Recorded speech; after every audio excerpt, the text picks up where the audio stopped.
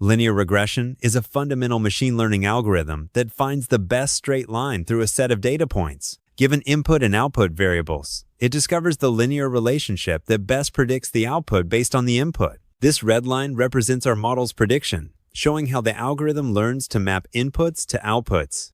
The linear model is expressed as y equals beta 0 plus beta 1 times x. Beta 0 is the intercept, which is where the line crosses the y-axis. Beta 1 is the slope, representing how much y changes for each unit increase in x. These two parameters completely define our linear relationship and are what we need to learn from the data. To find the best line, we need a way to measure how good our predictions are. The cost function, specifically mean squared error, calculates the average of the squared differences between actual and predicted values. These orange lines show the errors for each data point. Our goal is to find the line parameters that minimize this total error. Gradient descent is an optimization algorithm that finds the minimum of the cost function.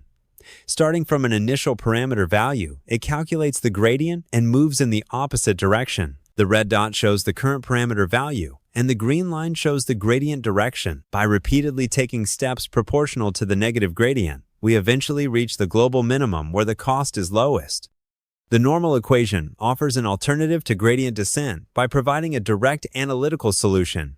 Using matrix operations, it calculates the optimal parameters in one step without any iterations. The design matrix X contains our input features, and the formula gives us the exact best fit line. While this method is precise and doesn't require tuning learning rates, it becomes computationally expensive for very large datasets due to matrix inversion operations.